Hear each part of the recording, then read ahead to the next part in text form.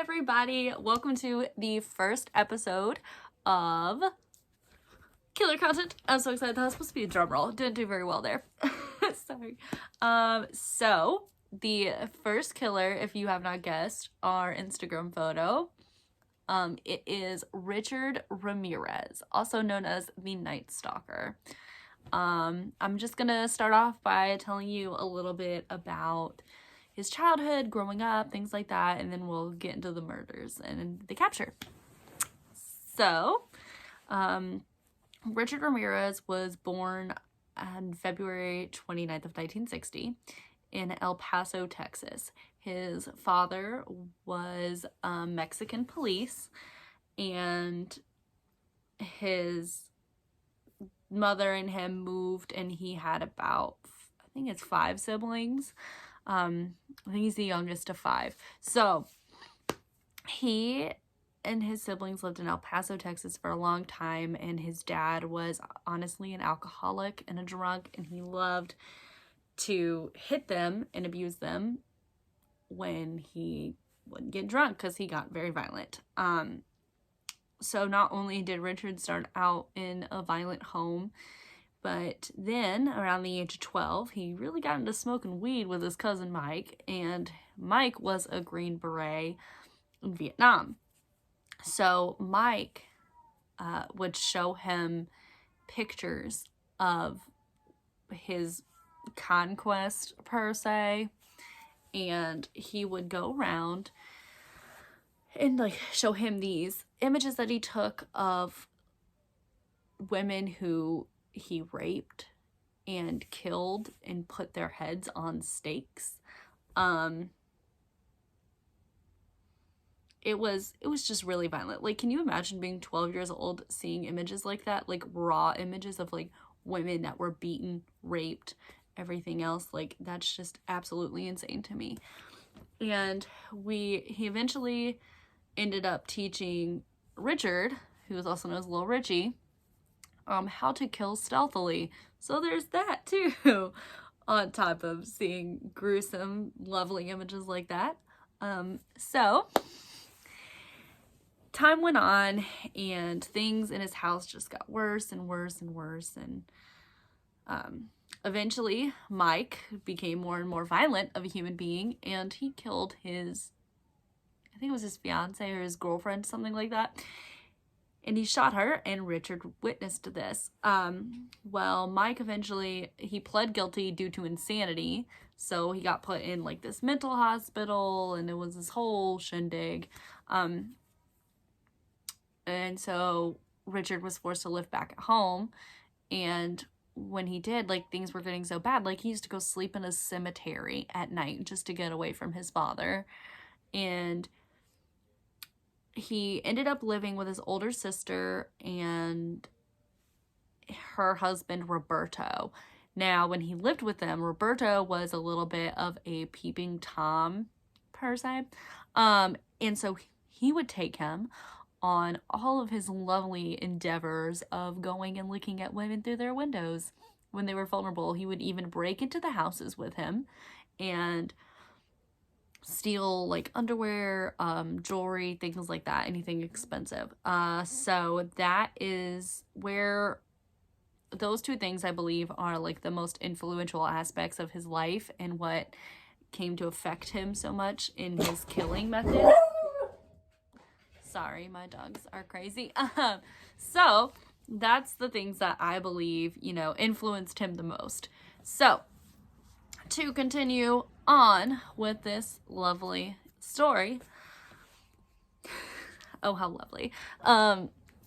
We get to the age where he decides to pick up and start new. And so he moves out to California, to San Francisco. And there he works in a hotel where he killed someone for the first time. Now, his first victim was Mei Lung, and she was a 9-year-old girl. He raped her, beat her, sodomized her, and left her lifeless body hanging from a pipe in the basement of the hotel. So then he moves on some more. And he just kept getting more and more violent. His killing spree lasted from April of 84 to August of 85. And it was about a year and 4 months.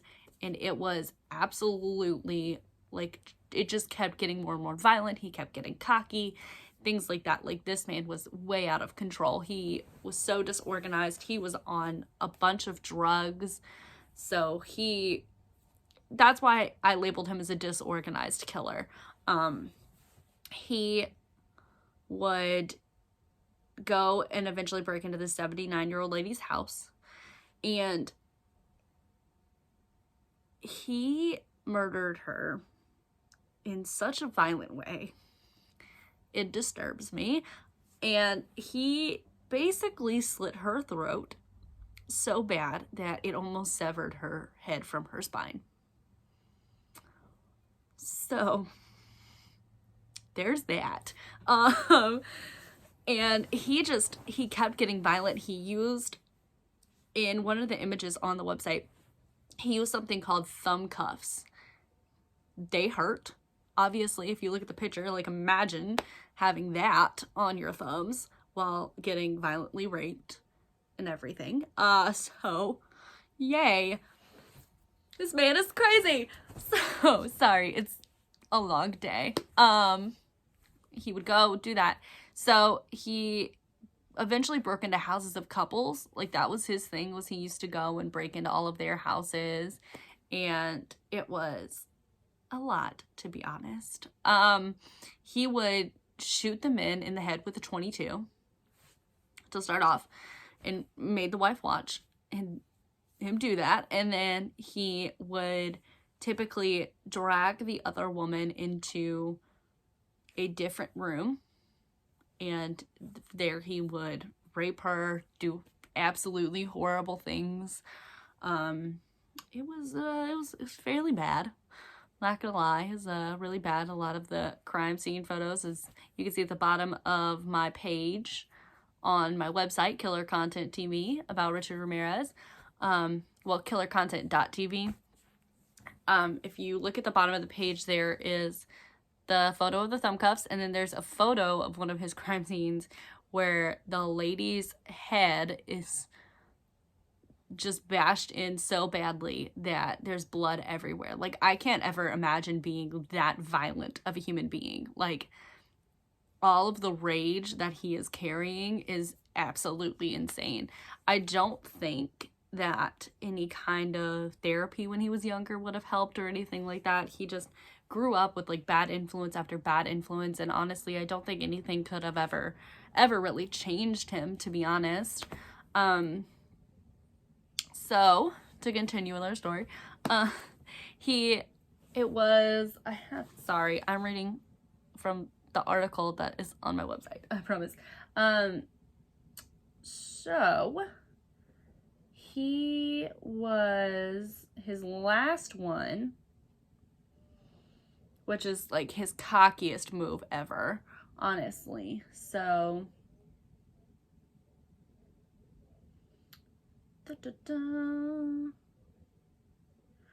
his last kill was he broke into the house of Bill Doy and his handicapped wife, Lillian. This is the scene where he uses the thumb cuffs. Like, this is the instance where he does. So he shot Bill in the face with a .22, I think multiple times. And then he cuffed Lillian, and, you know, she's handicapped. She can't do much. They slept in separate rooms anyways, just because of her disability. So he cuffed her, raped her, asked where all the valuables were. He made her swear on Satan on where they were at, that was all of them and everything else. And then before he left, he said, tell them the Night Stalker was here. So that's where he got a little bit cocky. He was letting everything get to his head. And eventually the San Francisco Police Department on August 24th of 1985 was able to capture him. He was charged. Now listen to these charges, okay? These are absolutely insane. He was convicted of 13 counts of murder, 5 counts of attempted murder, 11 counts of sexual assault, and 14 counts of burglary. He was sentenced to death 19 times. And while he was incarcerated, he somehow got some lunatic woman to marry him. Like, this lady had started sending him letters and was like in love with him, head over heels, this and that and everything else. And she was like, oh, I love Richard so much, nothing can tear us apart. The day that he gets sentenced to death is the day that I'll die.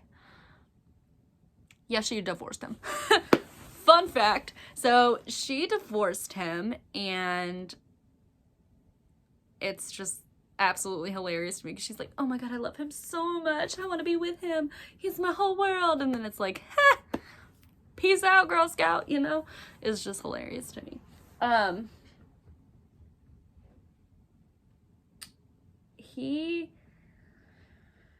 had absolutely no empathy for what he had done either, which is absolutely crazy to me. People had stated